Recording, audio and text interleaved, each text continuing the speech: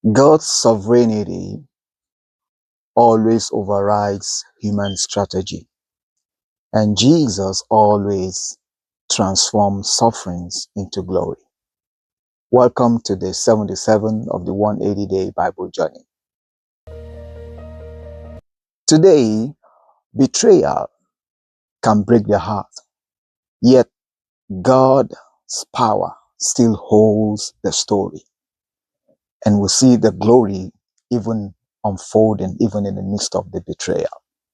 We see that in the case of Absalom, the son of David, who committed treason in 2 Samuel chapter 15. He inserted himself into the people. He stole the heart of the people. He usurped unlawful power over the people. He declared that he is king over Hebron. He deceived the people. And because of that, David had to flee from Jerusalem.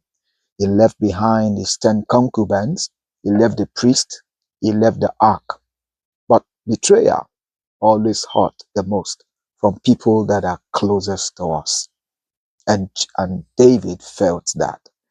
In 2 Samuel chapter 16, Mephibosheth, the son of Jonathan, took advantage of the impasse between Absalom and David. He was trying and hoping for a restoration of power and of the throne to him.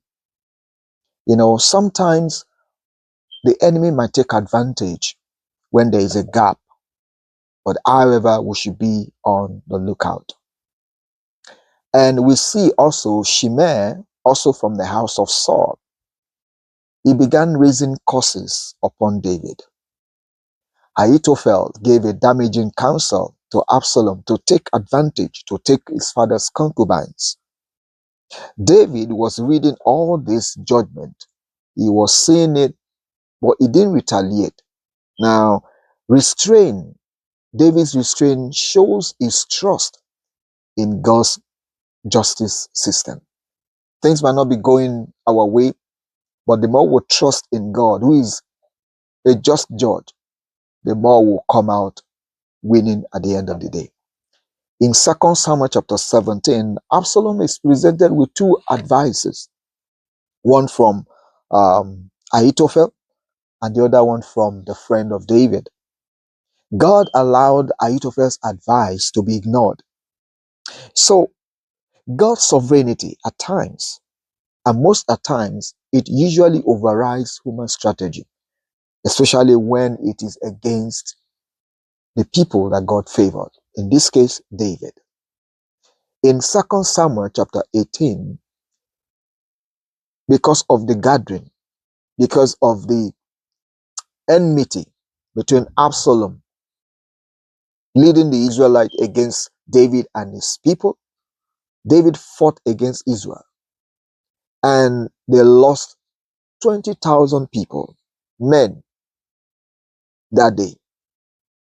And they were in the midst of, thick forest and all that. And so the wood also, the environment helped them to even defeat the Israelites.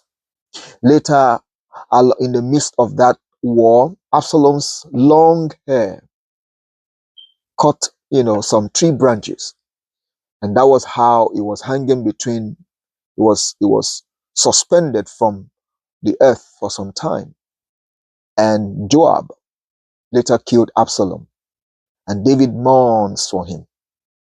Even though David won, but he was not satisfied, because victory without reconciliation always feels like a loss. And David felt that. As we move into Psalm 77, the psalmist cried out unto God, and he reached out and he recounts the faithfulness of God in time past, in time of old, how God delivered, how God worked wonders on the earth. He encouraged himself with this knowledge.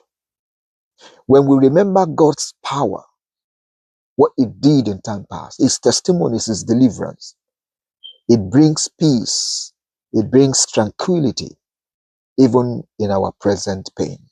The more we practice that, the more things will work out for us. We move in the New Testament in John chapter 12. Mary, the sister of Lazarus, anointed the feet of Jesus and he wiped it with her hair. And Jesus and the Jews thereafter, they plotted to kill both Jesus and also Lazarus because many people started believing in Jesus because of the miracle of raising Lazarus from the dead. Sometimes our good deed attracts attacks from the enemy. We should be careful.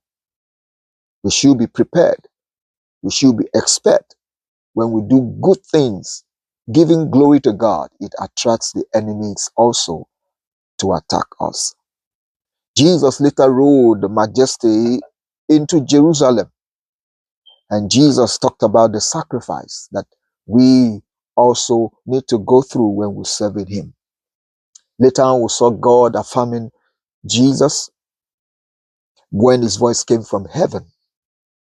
And then Jesus later reiterated to walk in the light and also to believe in him. Jesus is used to embracing sacrifice, and he embraced the cross as the way to his glory and to his fulfillment. And that brings us to our memory verse today in John chapter 12, verse 26. Jesus said, "If anyone serves me, let him follow me. And where I am, there my servant will be also. If anyone serves me, him my Father will honor." And so Jesus has promised to honor us, and the Father also has promised to honor us when we serve Jesus, when we follow him.